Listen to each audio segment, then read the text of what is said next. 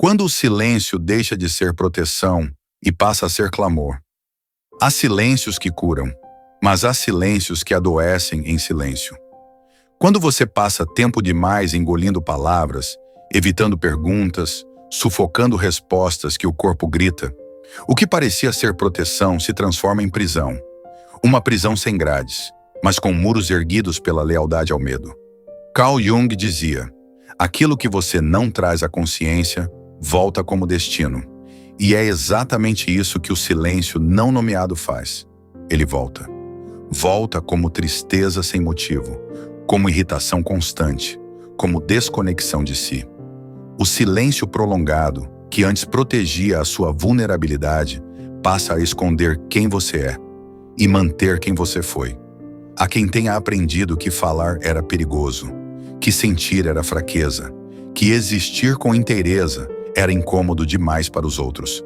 E então nasceu o pacto: não dizer, não incomodar, não mostrar, apenas suportar, apenas sorrir, apenas engolir. Neville Goddard nos lembra que você não atrai o que deseja, você atrai o que acredita ser.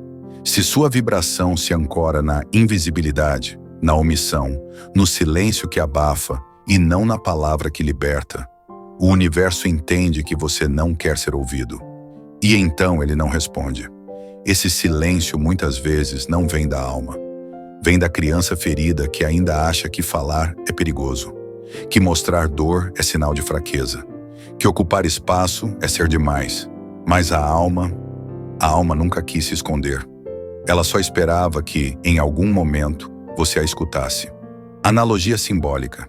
Viver calado por dentro é como engolir o próprio eco todos os dias e ainda chamar isso de paz. Cuidado com o silêncio moldado pelo medo de incomodar. Há silêncios que não nascem da paz, mas do medo. O medo de incomodar, o medo de ser mal interpretado, o medo de ser demais. E assim, muitos aprendem a calar cedo demais. Calam a alegria para não parecerem exagerados. Calam a dor para não serem um peso. Calam a verdade para não gerar desconforto. E aos poucos calam a si mesmos por inteiro. Essa forma de silêncio não é nobre, é sobrevivência. É uma tentativa infantil de ser aceito, de ser amado, de não ser rejeitado. Porque em algum momento da infância, talvez, alguém reagiu com impaciência à sua emoção. Talvez o seu choro tenha sido tratado como drama, ou a sua opinião como afronta. E então a criança aprendeu: falar é arriscado. Com o tempo, esse medo se disfarça de maturidade. Você diz que não fala porque já superou, que prefere a paz, que é discreto. Mas por dentro, o que há é contenção. Um acúmulo de palavras não ditas, um acúmulo de emoções não nomeadas.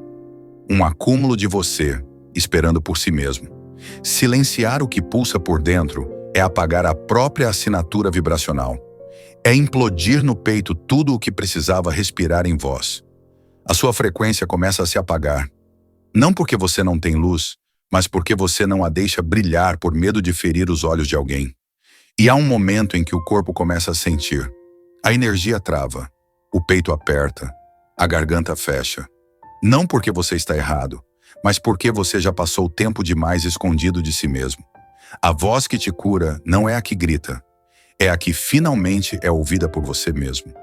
Há vozes que ninguém mais precisa ouvir, exceto você. Porque não é o mundo que precisa compreender o que vive calado em seu peito. É você. Você precisa reconhecer o que sente, mesmo que não saiba explicar. Precisa se escutar com a mesma atenção que tantas vezes deu aos outros. Precisa se permitir existir para além do que reprimiu. Carl Jung dizia: conhecer a sua própria escuridão é o melhor método para lidar com a escuridão dos outros.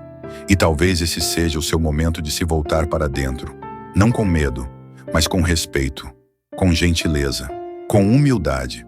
Trazer à luz o que foi silenciado não é fraqueza, é coragem madura, é libertação vibracional.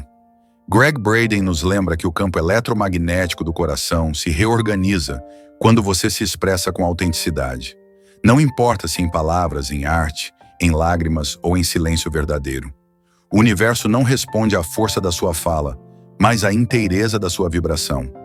Talvez ninguém tenha escutado você até hoje.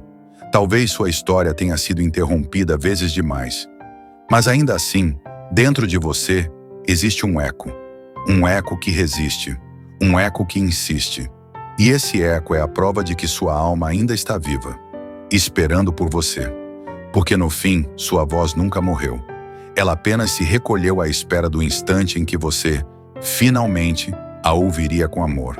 E quando esse dia chega, não é o mundo que muda. É você que pela primeira vez em muito tempo volta a habitar o próprio corpo, com verdade. Analogia final. A flor que brota no deserto não precisa de plateia. Ela só precisa de um sopro de verdade para se abrir. E esse sopro pode ser o som da sua própria voz voltando para casa.